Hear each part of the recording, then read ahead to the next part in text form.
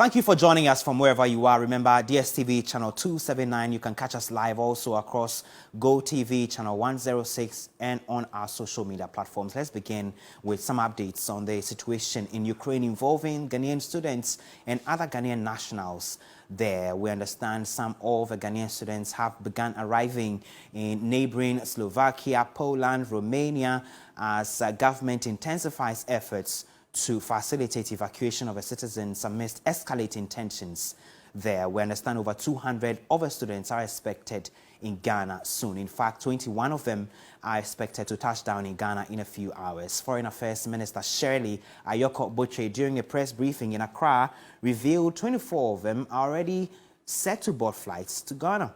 At least 21 others have been sheltered in Hungary after they arrived there yesterday. Former Honorary Consul of Ghana to Hungary, Divine Bodote, who received the students, assured everything will be done to ensure they are safe while they work to ensure those who remain stranded on the Ukrainian border are transported to safety.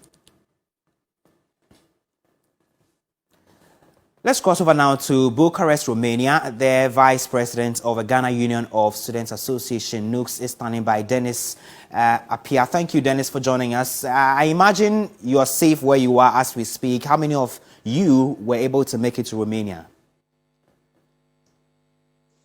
Thank you so much for having me. Currently, there are about, I should say, 100 of us here in Romania.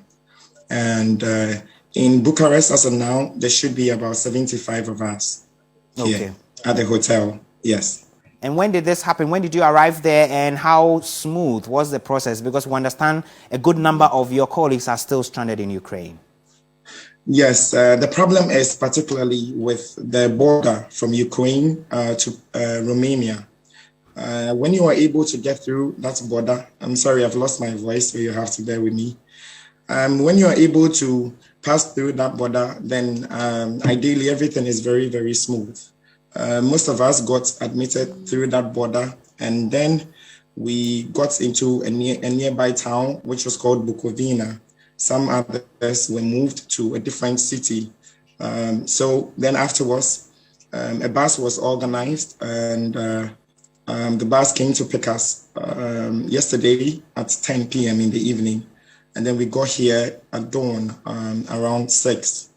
And then we got admitted into the hotel where we currently are at 7. Yes. Okay. Now, I know you are in touch with the rest of your colleagues who are still unable to make, the journey across the border. What is their current situation?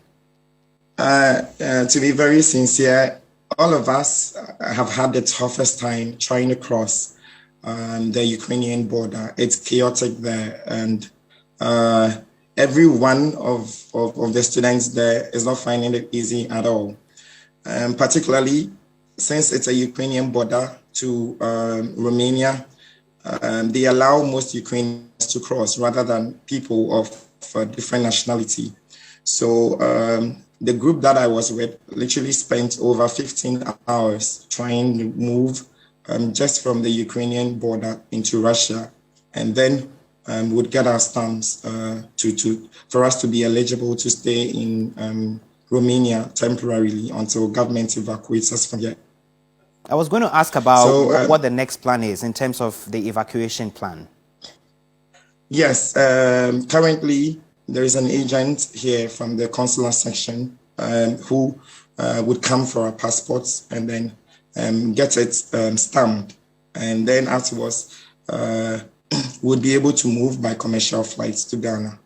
Yes. So the first batch of people who actually got into Romania left about an hour ago from here, and then their plane leaves in 2 hours from now. I understand there's a major disruption in academic work and even social life altogether. This is not, the best of times to be in as a student or as an individual. How are you and the rest of your colleagues keeping up the psychological and social emotional torture?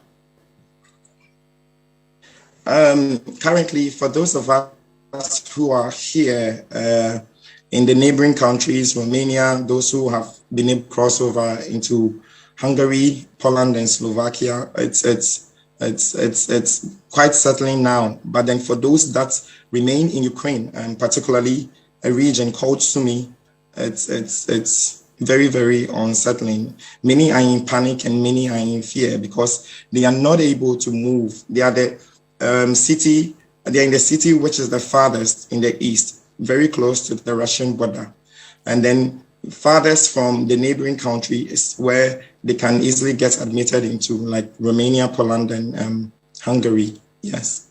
So we've been in touch with them, and literally every hour or two, they have to run into shelters, try to find some places to hide because the sirens go off, signaling an intending attack. Yes. That must be very troubling times. Thank you, Dennis, and continue to keep definitely safe is. while government continues efforts to evacuate you and the rest of the other colleagues back to safety. Dennis Appiah Nkansah there. He is a vice president of the National Union of Ghana Students in Ukraine.